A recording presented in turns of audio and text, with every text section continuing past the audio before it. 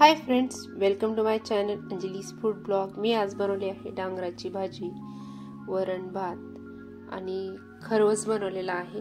त्या खरवसची जी रेसिपी आहे ती चॅनलवर अपलोड केली आहे, एकदा नक्की विजिट करा। खूप सोप्या पद्धतीने खरवस कसा बनवायचा तेही कच्च्या दुधाशिवाय ते दाखवलेलं आहे।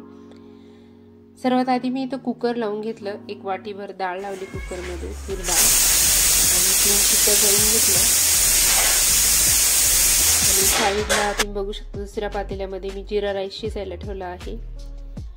त्यानंतर मी डांगर कट करून घेतले आणि स्वच्छ धुवून घेतले। त्यानंतर कढईमध्ये जिरे, मोहरी आणि कढीपत्ता घातला आहे।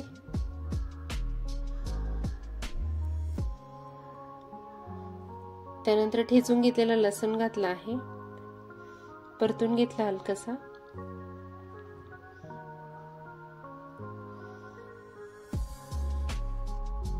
त्यानंतर घातली आहे थोडीशी हळद, अर्धा चमचा।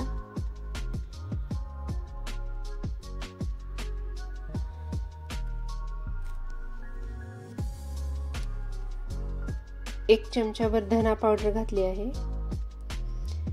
हा आहे कांदा लसूण मसाला एव्हरेजचा, तो घातला आहे 2 चमचे। गॅसची फ्लेम लो ठेवून परतून घ्यायचे हे, म्हणजे मसाला जळत नाही। आणि 2 चमचे तिखट घातला आहे।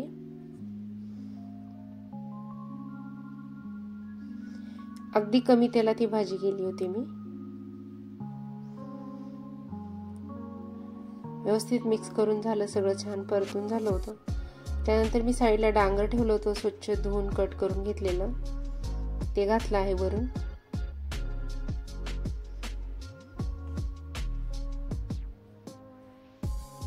आमच्याकडे याला डांगर म्हणतात, बरेच जण याला तांबडा भोपळा सुद्धा म्हणतात।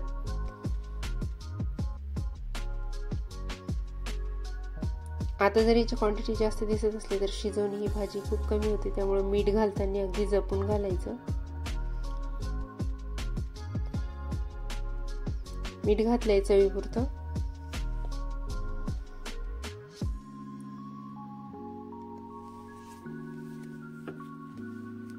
मिक्स करून घ्यायचं व्यवस्थित। मस्त अशी भाजी तयार होते ही। आणि शिवाय जर ही भाजी खाल्ल्यानंतर शिल्लक राहिली तर आपण या राहिलेल्या भाजीमध्ये थोडंसं ज्वारीचं पीठ आणि गव्हाचं पीठ टाकून पराठे बनवू शकतो। ते पण मुलांनाही खूप आवडतात आणि खूप छान चवदार होतात। त्यानंतर मी कोथिंबीर कट करून घेतली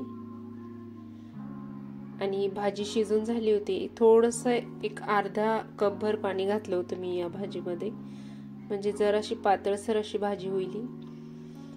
त्यानंतर भाजी शिजून झाली, कोथिंबीर कट करून घेतलेली मी आधी भाजीत घातली। त्यानंतर डाळीला फोडणी देऊन घेतली होती जिरे मोहरीची, त्यामध्ये पण थोडीशी कोथिंबीर टाकली। स्वयंपाक तयार झाला होता। आता मी ताट सर्व करत आहे। जिरा राईस वाढला आहे ताटामध्ये, त्यानंतर वरण वाढलंय, आपली डांगराची भाजी, चपाती, आणि ह्या ज्या वड्या आहे या खरवसच्या वड्या आहे, ज्या म्हणजे कच्च्या दुधाशिवाय बनवलेल्या आहे। याची रेसिपी चॅनलवर आहे, एकदा नक्की विजिट करा। खूप छान झालेल्या या वड्या, बनवून बघा। खूप सोप्या पद्धतीने बनवलेल्या आहेत। त्यानंतर लिंबाचं लोणचं, याचा पण व्हिडिओ चॅनलवर आधीच अपलोड केलेला आहे। तुम्हाला जर माझा व्हिडिओ आतापर्यंत तुम्ही बघता याचा अर्थ व्हिडिओ आवडला आहे तर व्हिडिओला नक्की लाईक करा। चॅनलवर नवीन असाल तर सबस्क्राईब करा। तुमचा अमूल्य वेळ देऊन व्हिडिओ बघितला त्याबद्दल खूप खूप धन्यवाद। आपण परत भेटू नेक्स्ट रेसिपीमध्ये। Thank you so much.